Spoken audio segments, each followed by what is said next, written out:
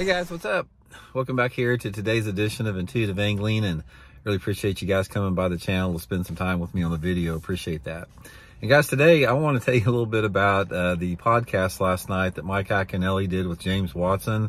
This was, if you missed it, you missed out on some really good info, because there were some truth bombs dropped on this thing that you guys are just aren't going to believe. I'm going to sort of tell you a little bit about it today, and also I'll include the link in the description to that podcast if you guys want to watch it as well. But I sort of want to go over some of the highlights because very pertinent to some stuff that's going on in the fishing industry today. Also, guys, before we get started, your favorite part of the YouTube videos, my daily housekeeping tips. Just wanted to remind you guys about the sale that Tackle Warehouse has on all their fishing reels right now. Bunch of good deals on fishing reels. I'll put my Tackle Warehouse link in the description if you guys would like to use that link to get you some reels or tackle or whatever. And also, one quick reminder, I've started up my on-the-water lessons again. Anyone else out there interested in booking an on-the-water lesson with me, just go to my Facebook page, Randy Blaukat Professional Angler, and shoot me a private message, and I'll give you some info for that. Really appreciate it. Okay.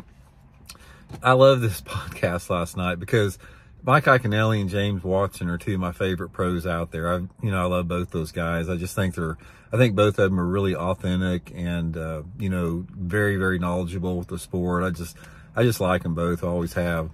But anyway, they were talking, it's sort of a wide ranging podcast, but the specific thing that I want to talk about today that was just, it was unbelievable. And I'm really glad that they said it, is both of them, Iaconelli and James Watson was both, they were, not alluding to the fact, they were basically saying the fact that the tournament organizations are ignoring the pros as far as, feedback from the pros, what the pros want, what's important to the pros. It goes in one ear and out the other, and they wind up doing whatever they want to. And Iaconelli pointed out a really good statistic that this whole deal over the cheater box is that when, they had this internal poll, Bassmaster did, or some independent guys did, basically surveying the Elite Series guys about if they wanted, more radical restrictions put on the cheater box. 73% of the respondents on the Elite Series said they wanted stricter regulations against the cheater box. And of course, the 27% that didn't want stricter regulations on spotlighting were probably the dudes out there that have no clue how to catch a bass unless they're looking at it with their umbilical attached to their video game screen. So that's the 27% that don't. But 73% of the real bass anglers on the Elite Series wanted stricter regulations. And it went in one ear and out the other ear of Bassmaster and the quote tech advisory board committee, whatever that is, which is a joke. But anyway, they were making the point. It's like, this is one of the things that causes the outrage and the frustration amongst the anglers, and not only with Bassmaster, but happens on MLF, the same way. It's like, you got these anglers out there, professional anglers that have a vested interest in seeing the tournament organization thrive. That is their venue. That's their format, and to showcase their talents and make a living. So it behooves them to see the organization be successful. And the most frustrating thing about it is when you see tournament organizations like Bassmaster and MLF completely ignore some of the most brightest minds in the sport for some type of other agenda that they don't want to talk about. It's extremely frustrating, and it undermines their own success. Now, counter argument to that they're going to use is like, yeah, we're a business, and we're going to run our business how we best see fit. But what they don't realize is that the business that the tournament, the Bassmaster and MLF have, a lot of the success that they have as a business depends upon the avenues and the formats that their professional anglers bring to the organization, because they're the ones that promote the organization. They have a far greater reach on as far as a social media platform and a fan base than the actual tournament organization.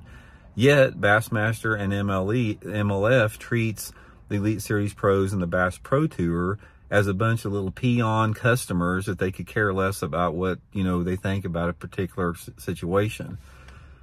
Ultimately, this is what the deal is. In my opinion, it's about very poor management on the upper levels within both organizations. And I'm not saying there's not some good people there, but I haven't seen a lot of it from their actions. This entire debacle over forward-facing sonar, that has undermined the value and the stock within Bassmaster unbelievably. All it's done is create drama, controversy, outrage, disgruntled viewers, disgruntled sponsors, disgruntled anglers.